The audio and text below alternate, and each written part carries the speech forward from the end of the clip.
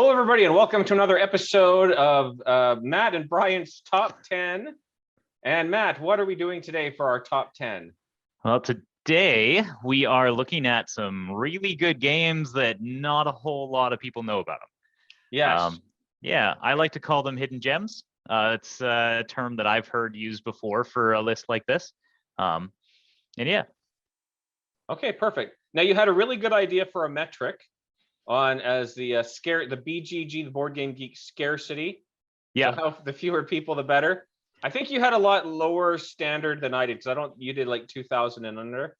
Yeah, so I made sure that every game on my list has 2,000 or less recorded owners on BGG. Yeah, so that's what I used for it. I actually ended up looking at like 40 or 50 of the games that I thought about, and I actually got really surprised by some that had very low ownership. So I was like, okay, well, let's throw them in the mix and let's see how they fare. I actually couldn't think of that many that were that low. I do have a few under 1,000, but I think I actually went up to 10,000. But a few different metrics I was adding in as well. So things like I have a couple that are like large franchises that I think a lot of people have heard of, but not a lot of people have played. So I included those as well. Sure. Which I'll explain when we get to them. And yeah, for sure. How did you rank them? So I did mine in order of kind of just how much I thought I'd want to play them.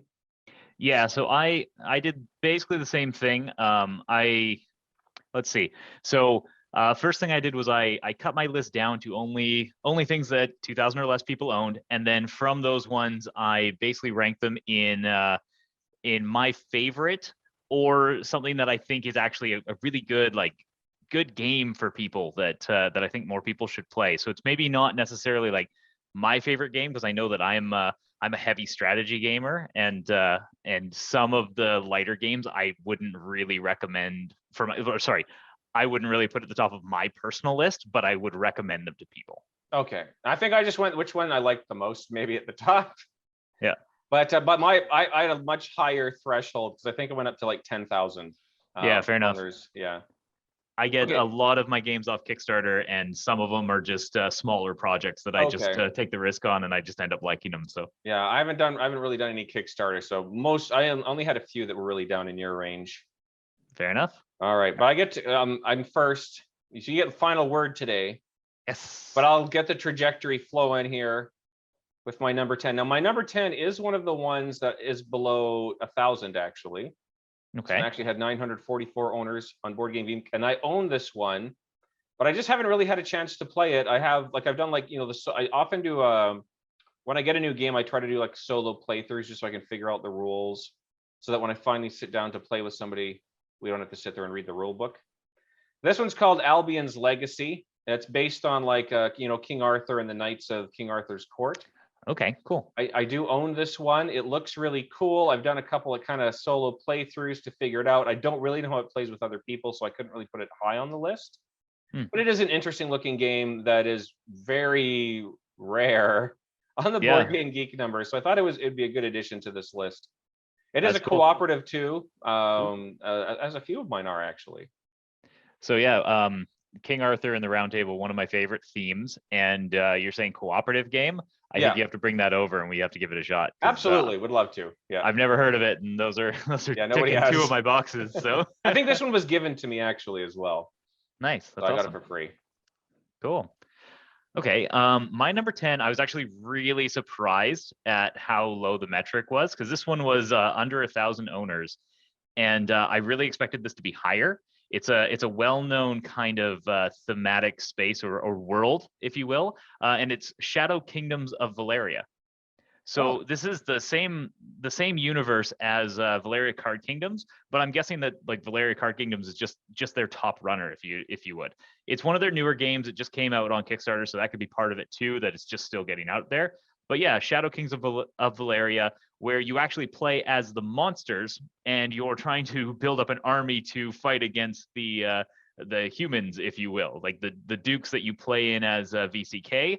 So yeah, it's kind of flipping the game on its head, and it has some neat like dice mechanics to it, where when you select a dice, it has a value on it, and you need high values in order to do quests. but the lower the value on your dice, the bigger discount you get on buying the item at the location you've taken the dice from. So neat little dice mechanic, good universe, good little storylines behind it, and a company that makes solid games. So yeah, Shadow Kingdoms of Valeria is the one that made my number 10. Yeah, I've played a few of the Valeria games, and I really like them. Now, so what style is? Because I know there's the main one, Valeria Card Games is like a Machi Koro sort of a style game. Yep, And absolutely. I've also played Villages, I think it is, where it's kind of like more, maybe more like Seven Wonders, where you kind of got a tableau of buildings A that you little put bit. out.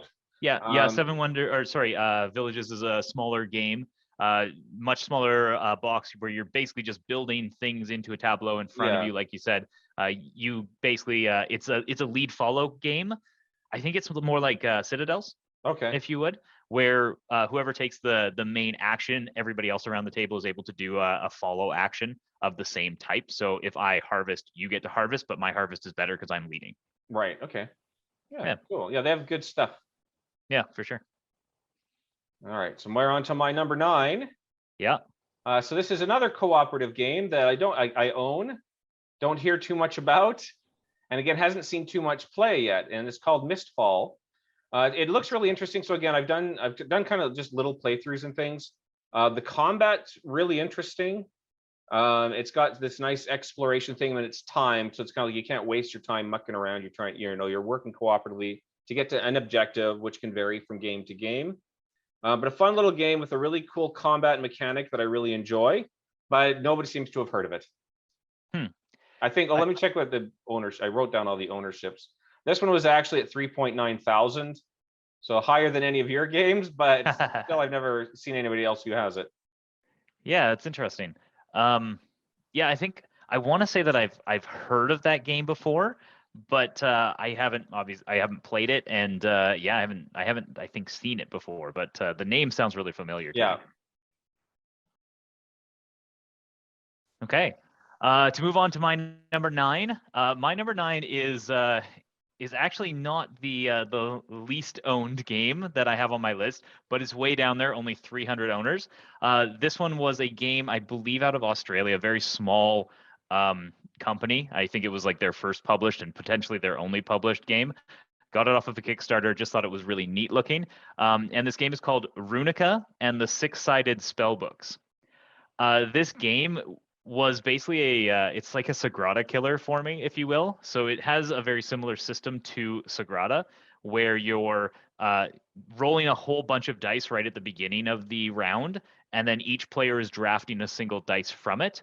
But in this game, instead of building out your tableau, your stained glass window, which you would do in Sagrada, in this game, you're building a magic spell and then casting that magic spell. And sometimes the spells give you extra points, and other times the spells are going to give you abilities to manipulate the dice on your board. The one mechanic that's really neat about this game is your board looks like a magic tome that's been opened up, and you actually get this round disc, and the disc spins on your board. And depending on where that disc is which side of your board you have to push the dice in from. So yeah, that's my number 9. Very not well-known game, Runica. I don't think I've heard of that. It sounds interesting. Like I like the concept, the way you've described it, like building spells out of the dice and everything. That sounds pretty interesting. And it's cute. And the thing that really drew me to it was actually the artwork. They kind of made it into like this bit of like a comic book style rule book and all of that, where like the main character in the game is Runica, and she's studying to learn spells and that. So yeah, pretty family friendly as far as my games go most of the time. I'm normally into the grittier themes, but yeah, made my list because it's I think a hidden gem. So well, yes, something I'm curious to check out. So I'm on to my number 8, and this one is ownership wise a little bit higher. This was at 6,300. Okay. But this is Fortune and Glory, and this is one I've played several times, but a lot of people seem to not like it as much as I do. It's have you heard of this one? I've heard of it. I haven't played it. Yeah, it's this company, and I forgot to write down the company. I think it's made a few games that are more well known, like the zombie games and stuff like that. But this one's kind of more of a pulp fiction 1930s Indiana Jones sort of style game. It can be done cooperatively or competitively. I'm pretty sure there's a cooperative form. I don't think we played that one, but I think it can be done cooperatively. But anyways, it's more of a Pulp Fiction where everybody you have a role that you can choose. Like you could be one of various characters with different abilities, and you're kind of exploring the world looking for artifacts. And you're looking for allies, upgrading your gear, traveling the world, and having adventures. I think it's a really cool concept and a lot of fun. It has one of the cool concepts. It has these cliffhangers, so it's kind of written as a cinematic sort of a game. Right. So that if I'm going on a quest to find an artifact in some country, I draw these event cards, or I have to combat certain. I might have to fight some monsters, or I might have to solve a trap. But if I fail, my turn goes into cliffhanger mode. Ooh. So let's say I failed to climb an icy cliff. It'll be, I have to wait till the next round to figure out what happened. That's neat. Yeah. And I think it's really neat. The only thing I don't like about this game is it has the dice movement. So, you could end up rolling and just not being able to move. But there is an option where you just, give yourself, everybody rolls a 4 every round, sort of a thing. Oh, so everybody has 4 movement. If you just give everybody 4 movement, you still have to roll a die to see if an event happens, type of thing. But I would recommend that for this game. Otherwise, I think it's a lot of fun. I've had an awful lot of mixed reviews. Yeah, a couple of red flags in what you were saying. Roll and move obviously is get rid of the roll and move. Yeah, it's kind of a thing of the past at this point. And then the other one is I find a lot of the times when a game tries to be cooperative or competitive, normally one of them is just not as strong. Yeah, that's my personal take on it. But yeah, that's what I've noticed in games. So it always raises a little bit of a flag. It's I noticed not a perfect game. Yeah. But if it's campy fun, I think. Good. That's great. That's great. Okay, so my number 8, I threw on Ikeon. I think that's how you say it. It's a game by Tabula Games, and it is in the same universe as Miss Thea, which is another game that I've thrown on one of my other top 10 lists recently. Ikeon is a competitive game where you are scavengers and you are trying to gain resources and also to investigate the Colossus that is roaming around this kind of epic looking world.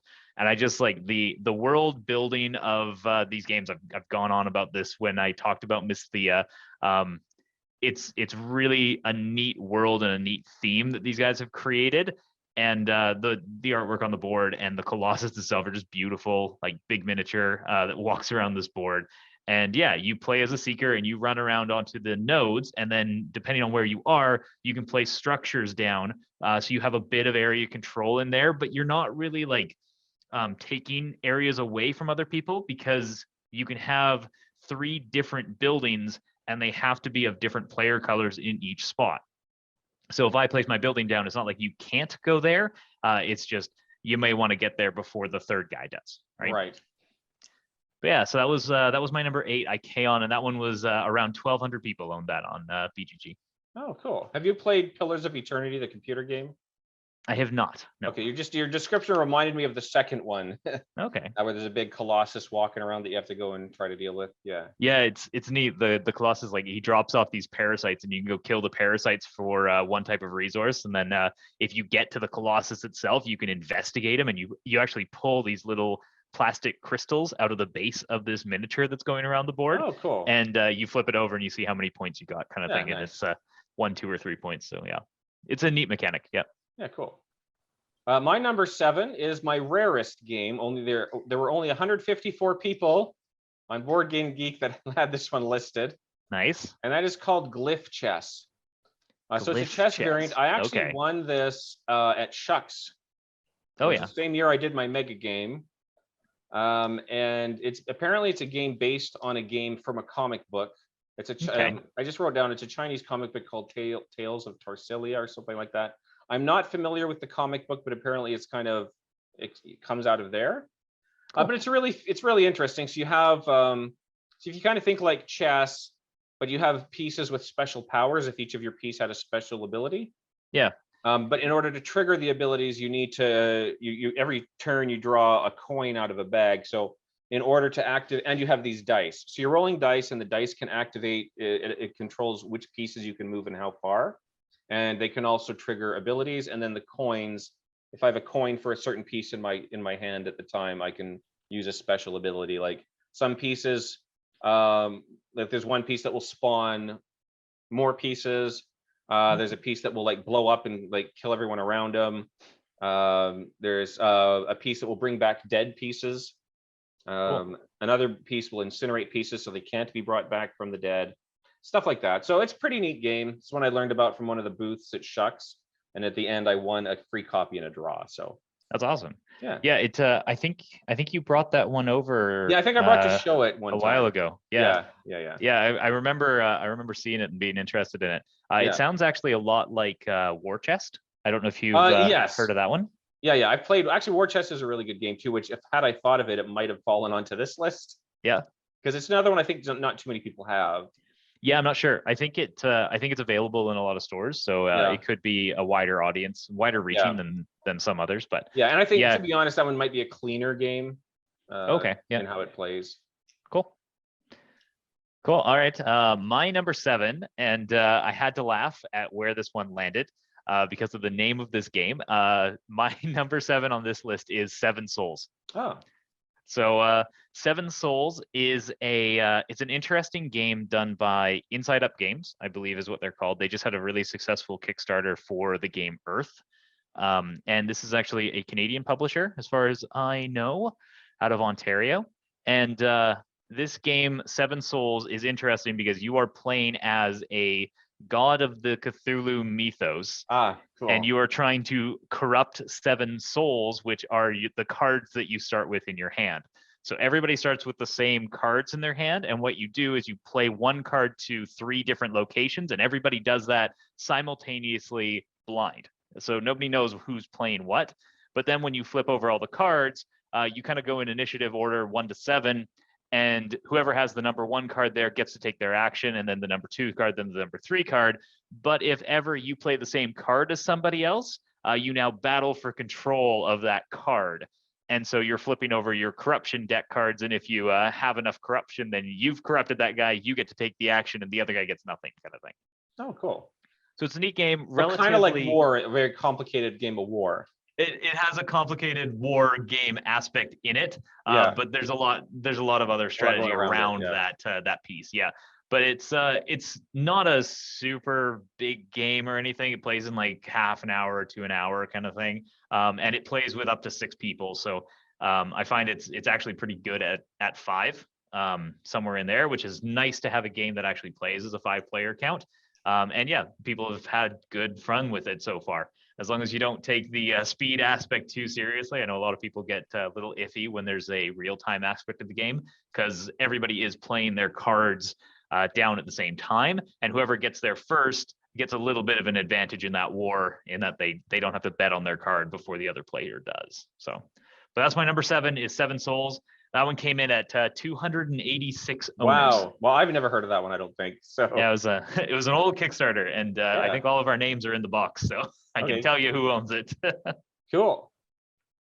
All right, so my number 6 is one I brought up before in the top 10 prettiest games, and it's an indie game by Jonathan Ying with his sister helping with the artwork, and that is Bargain Quest.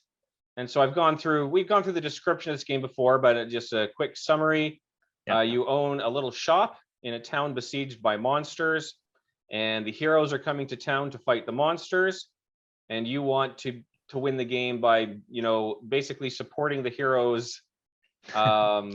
You get points as the heroes use your equipment to fight the monster and ideally survive the monsters. And so you want them not only to buy your goods, but you want them to do well with your goods. Makes you look good. So it's a fun little game, really cute artwork. It was a 6,000 ownership, but I'm really happy to get this one on the list because I think indie presses kind of deserve a little bit more press. Yeah, for sure. And I've heard you talk about this game before. You seem to really enjoy it. So it makes sense to make your list. Yeah. That's cool. All right. My number 6. We're on 6. Yes. So my number 6 is a game, and I was glad that this one kind of made in my top 10, mostly because I think this collection of games was actually done pretty well, with a few caveats to it. But my number 6 is a game called IO, or AO. I'm not sure exactly how to say it, but it's a 1 or 2 player solo or cooperative game where you play as a samurai and you are trying to fight against the evil samurai that are coming through. And the way you fight them is you play a card from a deck, and that card has a weapon card, and that weapon card hits a certain corner that that you're standing beside. And you have to basically it's this big puzzle game where if you run out of cards in your deck, which is also your life pool, you'll lose the game, and you have to defeat all of these enemy samurai before you have that happen. It's a cute little game, but the reason why I really like these games is they came in a collection of 5 and they fit in an old style matchbox. So it's if you imagine like a box the size of your phone with a little bit more thickness, that's all. So these games are a deck of cards, a couple of little components here, and then a small rule book. Now, I will say the rule book left a little bit to be desired. I think there was some translation issues in them and just some editing issues for them. But since then, they've revised the rule books, and those are now on BGG. There were 5 games in this package. One was IO, which was my favorite of those games. There's Space Lunch is another one in there. Golems, Rebus, and and now I'm blanking on what the last one was. 15 Days was the last one. And they're all cute little card games that play in 20 to 40 minutes. And yeah, they're 1 to 4 players kind of thing. Cool. And you get the whole, but AO is the one you're putting on the list. AO's the one I'm putting on Yeah. the list. I just wanted to mention the rest of them because Yeah, I cool. do think they're all kind of little hidden gems. Can you buy them separately, or are they just all in a pack? I believe you can buy them separately. I bought them in the pack as the Kickstarter, and they actually came with this little like carrying case. It looks like a big lunchbox, and all 5 games are inside it. Nice. It's a really neat looking production. It's done by Thundergriff Games, and I think you can get it off of their website still. I find the production value of Thundergriff games to be quite good. This game package, if you will, Awari is another one that I really like by them, and then I think they do Tang Garden as well, which is a very pretty game. So. Anyway, all right, awesome. That's my number 6. Now, my number 5, it's a very large franchise that everybody owns. And many people have played this, even non-gamers. But this is a version or variant of the game that I think is the best version of it that very few people have, to the point it actually went out of print for a long time, and they've only just recently kind of restarted making it. And that is Starfarers of Catan. Oh, okay. So the ownership on this was 7,400. It's if you've played Settlers of Catan, it's that kind of same general idea of owning territory and then using that to produce resources and build things. But this is in space, so rather than territories on a board, you're actually looking for planets. You actually have these little rocket ships that you can modify. You can add engines and guns and freight capacity, and you send your ships out to colonize new planets and to build trade stations with aliens. But when you're moving, you actually have adventures, so you can run into space, and you don't know. So there's kind of like a choose your own adventure card where you might run into pirates who demand some of your resources, and you have a choice: do you want to fight them or just hand it over? And you can have various results depending what happens. You could run into aliens that need help. You know, can you help them? Do you help them? What happens? Like, they could be pirates in disguise. So it's kind of like Catan, but like every turn you have the potential of these like little mini adventures. And then some of the planets that you settle on, they might have things on them that you need to deal with, like a pirate base, or maybe it's an ice planet that you need to clear before you can colonize it and things like that. So it's Catan, but it's ramped up to be way better, more interesting. But for some reason, it's also the least known of the Catan games. Yeah, it could be like you said. It's just it hasn't been published very often, so people can't get their hands on it. Yeah, it's pretty rare. Yeah. It could be as well that Catan kind of hits that broader audience, and then people. I think Catan was actually on your entry level games list, right? Starfarers complicates it a little, so it wouldn't make it onto that other list. So it could just be that exact reason that keeps it out of people's libraries, is that it's like, if I want to play Catan, it's because I want to play an easy game, and this becomes a complicated version of Catan. But if I want a complicated game, why am I playing Catan, right? Yeah, fair enough. Yeah. Yeah, it's an interesting concept to have Catan, but with exploration elements to it is neat. Yeah, I think that's really what makes it stand out from the other Catans, is the exploration, the adventure deck, basically, whatever they call it. That's cool. Yeah. Cool. All right, that's my number 5. All right. So my number 5 has hit, I'm pretty sure, one of my other lists. It's a game by Certifiable Studios, and I think, if I'm not mistaken, yeah, this is my most owned game on the list. At 1,800 people own this game, according to Board Game Geek. This is a game by Certifiable Studios. It is a growing paranoia game. The game's name is Who Goes There. I think this game is extremely unique. I don't think I've ever had the same feeling from a game that I've gotten from Who Goes There, and it is, I can't describe it any other way than growing paranoia. Now, it's not my top played game of all time. I think the girlfriend likes it more than I do, so that's how it gets to the table. But in the game, you all start as cooperative survivors, and everybody's on the same team, and you're out in the Arctic. It is based on the movie The Thing, and sorry, the book The Thing. You're out in the Arctic and you're just trying to survive, and at the same time, you're trying to get research papers and research documents about this alien life form that's living there. But every time you do something, you take a little bit of a risk. And sometimes that risk goes badly. And if that risk goes badly, you will take a vulnerability card. And if you take one of these vulnerable cards, you have a 1 in 12 chance, because there are 12 cards in that little deck and one of them has an infection in it. And if you draw that infection card, you are now the Thing, and your new job is to trick everybody into letting you get on the helicopter at the end of the game. And so it very quickly devolves into a bunch of people sitting at the table with 2 out of the 12 cards in their deck and absolutely not trusting anybody. Yeah. So yeah, it's a really neat little mechanic, which I think actually pulls a lot of people out of the game. But for me, it was just that feeling that I got from the game of growing paranoia, where it's like, I know you're my ally, but you just drew one of these vulnerable cards, and there's only a 1 in 12 chance that you're now a bad guy. But can I trust you for the rest of this game? Right. And the more cards that get drawn out of that deck, the higher the probability that the Thing is in the game and trying to kill people. So, And I anyway, have played this one. I can't remember if I played with you guys or with somebody else, but it is really good. And this was also on your top 10 theme games. Yeah. Yeah. Yeah. Which I can see. Yeah, it's a really good one. So yeah. All right. So I'm at number 4 now. So number 4, I put Hyperborea.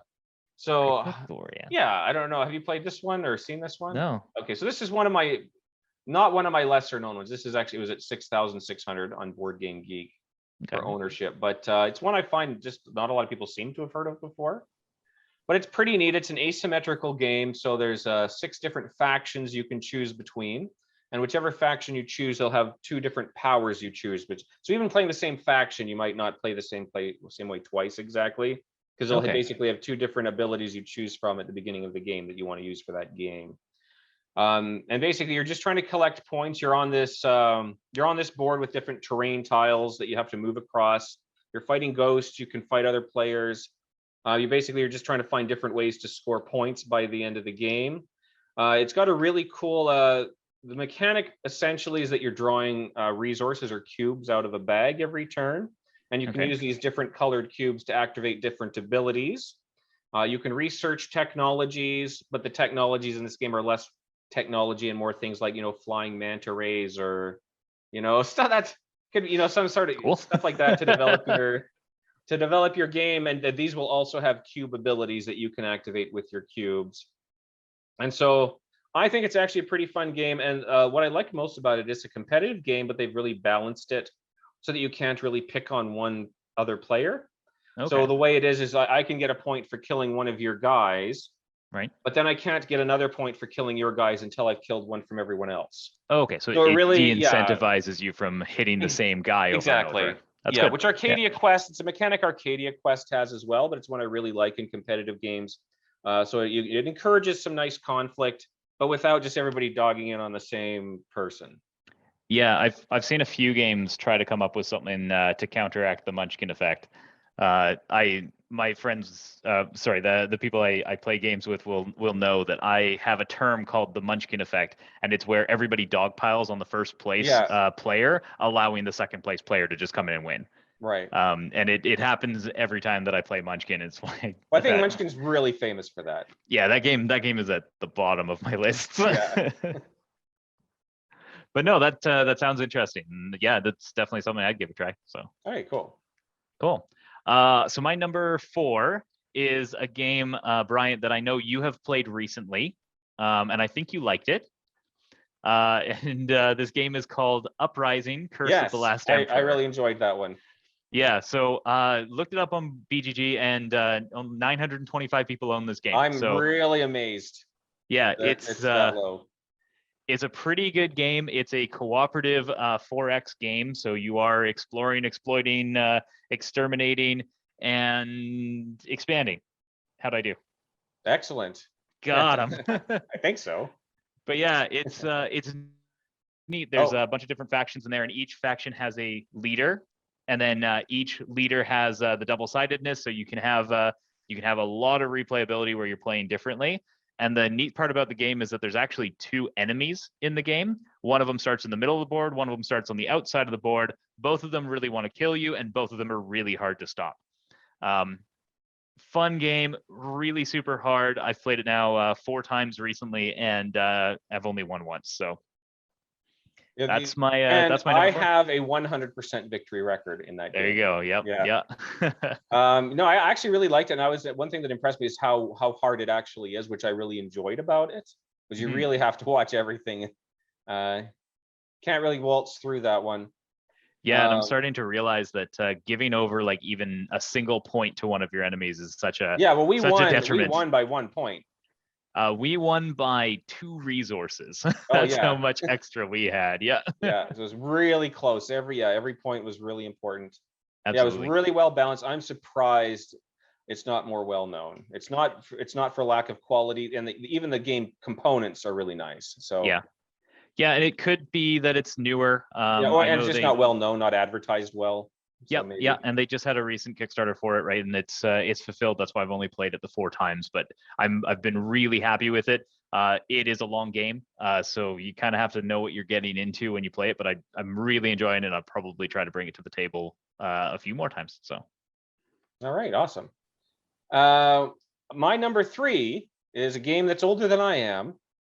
It is called Panzer Leader. I believe it came out in 1974.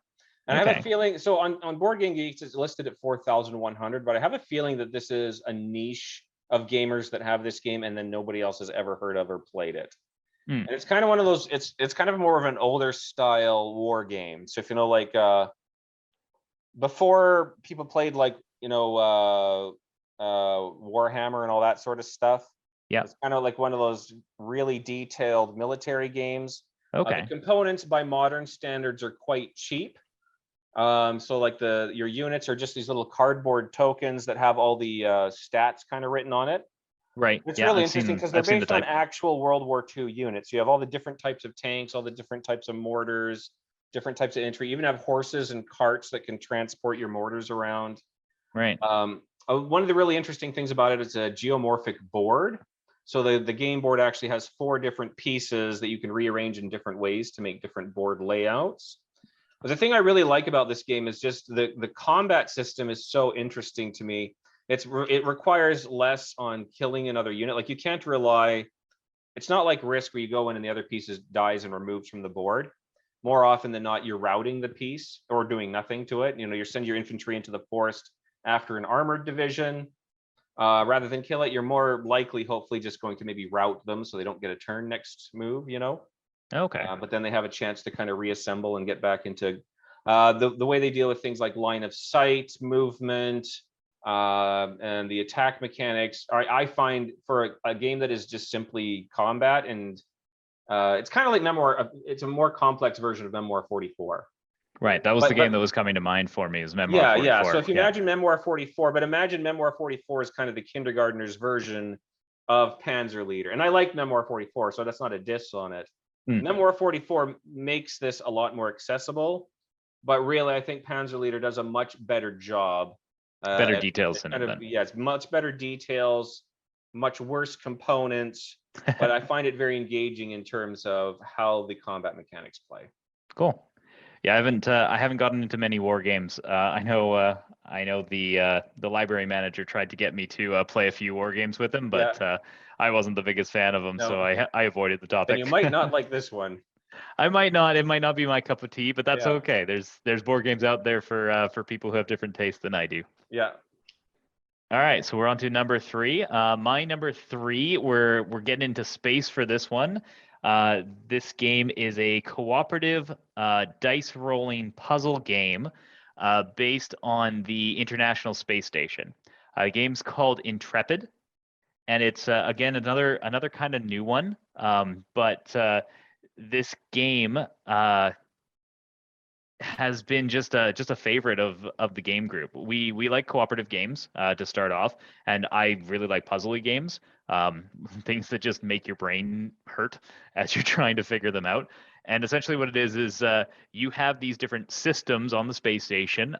You've got your oxygen levels, your nutrition levels, et cetera, and you're trying to make sure that everyone's level is suitable.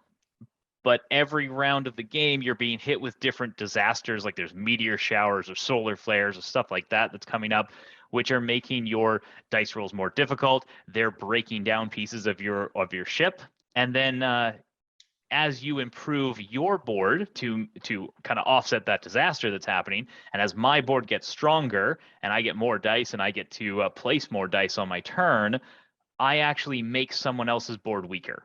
So when I improve my climate board, the oxygen board gets harder to gain enough capacity. And if any of your 4 boards ever don't gain enough capacity, you lose. No. Just all out. Yeah, so it's a neat game. It's very puzzly. It can be quite difficult, but it also has a bit of a modular difficulty level. You can start with a little bit of extra capacity, give you a head start, and in the dice rolls and all of that. But yeah, it's been a really fun game, and yeah, it might actually be creeping up on some of my favorite game lists instead of just the top 10 hidden gems, if you will. But yeah, Intrepid, my number 3. Okay, excellent. And speaking of the International Space Station, by the way, I have a virtual reality tour of it, which is really neat. Cool. And one of the astronauts will actually pop up, and she'll explain what everything is. It's like educational. It's not really a game. That's neat. Yeah, it's kind of neat to do. Cool. All right, so my number 2. I don't know how well this falls into a hidden gem category, because I think a lot of people have heard of it, but I don't know too many people that have ever played it, and that's Rune Wars. And I'm not talking about the miniatures game. I'm in the actual original, the board game from, I think it was 2011 or so. And so this was at actually 10,000, so that was barely qualified for my list. But it's one of my favorite games, actually. The most popular, least popular game. The most popular, least popular game. But it's basically it's another asymmetrical competitive game. It's not cooperative at all. But you each belong to factions. You could be the elves or the humans or the necromancer or the dwarves. And I think there's an expansion that adds maybe adds a couple more. I haven't played the expansion, but basically you have these cool. Every faction has its own army types. So if you're elves, as you expect, you might have more archers and or whatever. So actually, I don't think there's dwarves. I can't remember what the other. There's 4 factions. One of them's elves, because I always play the elves and I always lose. but it's very asymmetrical in the sense you have totally different armies for each faction, different home tiles. So you're going around. There's the wandering monsters on the board you got to deal with in addition to fighting the other players. I have a friend who actually, I've only know one person who owns this game, and that's who I've played it with, and she actually painted all of the armies. So it looks nice. Really awesome. She's got like That's the 3D, the 3D mountains, like the plastic mountains that go in the board. Right. Yeah. Really cool looking game. You're going around looking for these dragon runes. You also have, so in addition to your armies, you also have heroes that walk around separately doing quests. So there's these quest cards where these quests get put on the board. You can send your hero to go solve them, which will give you certain bonuses. And it's an awful lot of fun for a game. And I just think it's not as popular as it should be. Yeah, cool. From some of your description, it reminded me of Miss Thea, and I think I need to get you to try that game, because I would very likely enjoy that one. Yeah, that's cool. All right, we're up to number 2, right? So my number 2 is a deck building game, and it is probably one of my favorite deck building games. I was surprised that this has under 1,000 owners on BGG. It's another game that I got from Kickstarter a few years back. But yeah, I would have hoped that they had done more with it. This game is Dire Wild. And so in this game, you are a kind of an anamorph, if you will, where you are drawing cards into your deck, and all of the cards are these cute little monsters. And once you have done your buying phase and you're using your monster power phase, you will then combine all of your cards into a creature, and you will do combat using that creature. Oh, that sounds really cool. Yeah, so it's a deck builder at heart, where you are trying to make the best deck that you can, but you're essentially trying to pull in these really strong monsters, because the best deck for you is after you've used all your cards, you choose what your main character is, your main creature is, and I might have this this wyvern as my main creature, but then I'm going to flip all of my other cards upside down, and they will all give a bonus to this creature.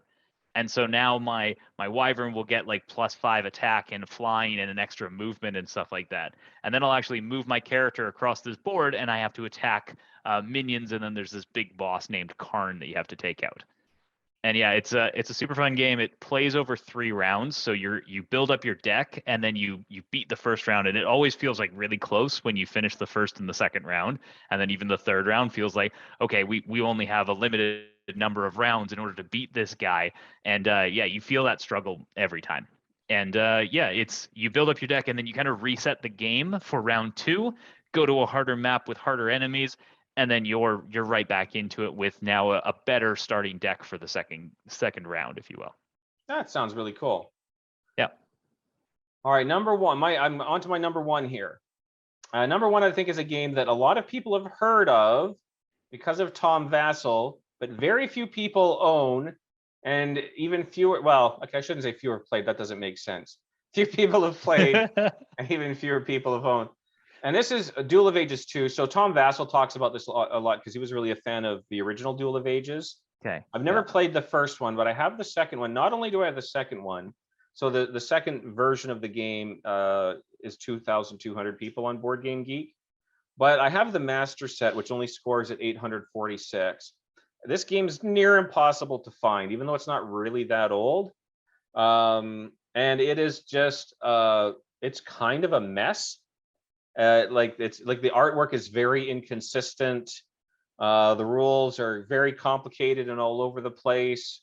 It's a hodgepodge of it's just so many ideas packed into one game. And in fact, the master set, the expansion essentially, is larger than the base game, like by a lot. Oh, really? Like the box for the master set's larger than the base game. But it was all designed as one game, and they had to split it because it's just ridiculous how many components and cards and things there are. But despite all, it's absolutely ridiculous. So the concept of it is you have this big arena, and this arena can have terrain. It can you can have futuristic terrain, colonial era terrain, like forest terrain. There's different terrains you can build your arena out of, and basically all these different arrangement of characters are thrown in there to fight. It's kind of sandboxy, so you can choose your own objectives. You can choose how many characters each person has, and you could be playing you could be like a barbarian from the ancient world. You could have a futuristic like space ranger. You can have actual historical figures like Annie Oakley, or like a modern day baseball player. The first time I ever played, I was actually a baseball player who was really good at throwing things, and he was just awesome with grenades. Like he just launched. Oh, yeah. It was a football. No, it was a quarterback. Yeah, and he was really good at just launching grenades and things like that. That's funny. There's a Taylor Swift. I think the artwork was based on Taylor Swift character that can get like human male characters within a certain range will join sides with her, sort of a thing. Oh, really? It's just a ridiculous game. It feels like somebody's mad passion project. And so there's so much detail and so much care went into it. Despite the mess, I think it's an absolute blast. It's one of those games that creates a story. I once had Chief Sitting Bull riding on a bicycle with a bazooka, sort of a thing. You can throw a DJ down in the middle of the arena. People within a certain range of the DJ can't fight each other because they just got to dance, busy right? Partying. There's all these little people on these little tokens all over the map that represent groups that you need to try to impress in order to get rewards. So you might have your barbarian runs into a group of marksmen, and he's got to impress them with his shooting skills, but he's probably going to suck at it because he's a barbarian. Yeah. But if you impress them, you'll get certain prizes. Yeah, it's a blast, but it is a mess, and it is hit or miss. You will love it, hate it, or be completely neutral on it, I suppose. But I'm on the end of people that enjoy it, but I've definitely played this with people who couldn't stand it. The good thing about it, though, you can play with like up to like 60, like you can play with a ridiculous number of people. You could have 16 players if you want. Oh, wow. But you would be waiting forever for your turn. I believe you. Yeah. Yeah. That's neat. Yeah, it's something I haven't played before. Yeah, I'm curious if I would be the hit or the miss don't variety. know if you would enjoy it. Doesn't feel like one you would enjoy, but Fair enough. Fair enough. All right. Well, my number one game on my hidden gems list, and seeing as I am going second, is obviously the number one hidden gem. yeah. Is a game by the I think it's the Grand Gamers Guild. It's a game called Garento, and boy, I love this game. As soon as it hit, it became one of my top played games. It's an abstract strategy game where you are taking tiles from outside of a mountain of tiles. You place that tile onto the mountain, and depending on where you place it, you get to take other tiles off of the mountain and put them into stacks based on what element / color they are. And the entire game is played over a few rounds, and essentially as you are building your stacks, you get to take more tiles off of the mountain for tiles of the corresponding color. So if I place an air tile on the mountain, I take 1, 2, 3, or 4, depending on how many air tiles I already have in my tableau.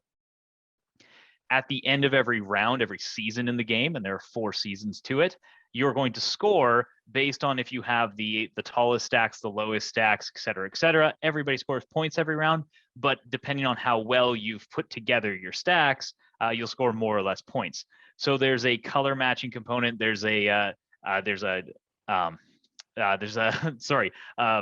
trying to match multiple colors to the same heights. Sometimes you're trying to get really tall towers. Sometimes you're trying to keep them all even, this, that, or the other. And it's a blast to play.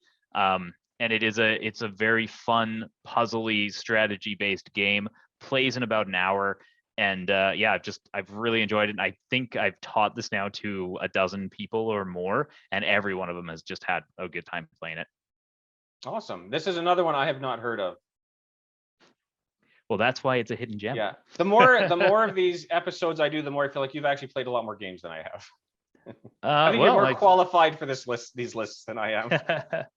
I can tell you that in my total games played since 2019, I've at 223 different games. Oh, really? Okay. Yeah, you've outpaced me there. Yeah. So I'm trying to hit that 100 games a year mark, but it's starting to slow down a little bit. Tough. COVID hasn't been nice to it. COVID wasn't nice to that goal, probably. Yeah, now I've played all of my games, so now I have to go find other people's games to play so that I can get them onto my played games list. And I have, I've got a few here for you. Yeah, for sure. All right. So do you have any honorable mentions for your hidden gems? No, because honestly, I had a really hard time thinking of games even under 10,000. So I could never have done all under 2,000. Okay, I've got a few I wouldn't mind mentioning if we can spare the minute or two. These games were all under 1,000 owners, so I just wanted to get their names out there because I do enjoy the games. They just barely didn't make my my top 10, if you will. One of them is Code 3. It's a game I've talked about before where you're playing as beat cops back in like the 70s and 80s. Yeah. That was your top theme game or something? Yeah, nice cooperative game, pretty fun to play. Another one is Lunar Bass, very small card game. Plays in like 20 minutes, a great filler game that has some attractive yet stark art to it, and a neat little game where you're trying to either gain credits or gain colonists or gain science victory. Whoever gets that in their little lunar base first wins. You're building a base in front of you out of the cards of the game, and the cards have to attach in certain ways. Kind of neat little thing. And then the other one I wanted to mention is Norse Saga. Norse Saga is a great game where you are telling the story of your ancestor, and you are trying to boast about how great your ancestry has been by playing down different cards into your family tree. So you play down yourself, and you play down your parents, and you play down your grandparents, and depending on who you've what type of ancestry you have different powers during that story. But of Oh. course, your story changes as you continue to embellish it. Right. So you can overwrite who your parents were to gain a different power during the game. Yeah. Well, that actually sounds like a cool, really cool, unique concept, I think. Yeah. Yeah. It's a cute little game. I don't play it that much anymore. It's kind of fallen off my top 10 list. Like I said, it's right around there, but it just didn't quite make it in. But you know what? I think that's good to get the word out of these smaller games. I really support, you know, being somebody who tries to create things myself. It's really nice to just help people, you know, get the word out for smaller games and that sort of thing. So yeah, for sure. Yeah. Hope they don't mind as long as we say it in a positive light. Well, you know, what are they going to do? They don't know where I live. I've been publicizing your address though, so just heads up. Oh, perfect. Yep. Yeah. I'll be nice then. I'll be nice. Perfect. All right. Well, thank you very much. That's awesome. Alrighty. That was wonderful. So thank you everyone here who joined us. Be interested to hearing your feedback below, and especially if you want to point out some lesser known games for everyone down in the comments, that would be wonderful for us and for the creators of those games. So have a wonderful day. Thank you, Matt. Thank you, Bryant.